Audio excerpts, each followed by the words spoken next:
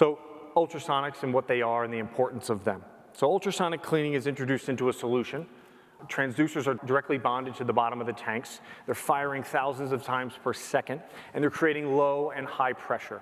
During the low pressure, these bubbles form, and during the high pressure, they implode and causing cavitation. That's what's actually scrubbing, and that's what's actually cleaning onto the parts. So that cavitation is that intense scrubbing action that leads to that consistent cleaning.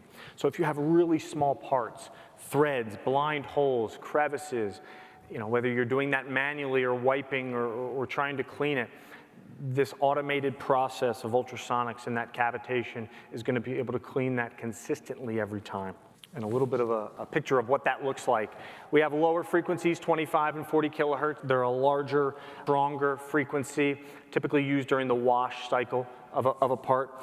Higher frequencies, 58, 132, and even beyond, have a much smaller cavitation bubble, so it's a softer rinsing application. So if you have delicate parts, or even you just want to, you have some parts that have some smaller crevices, sometimes the rinsing application can be the best way to do that. And again, we're doing that all through that process development in our labs to ensure you have the right cleaning process the first time.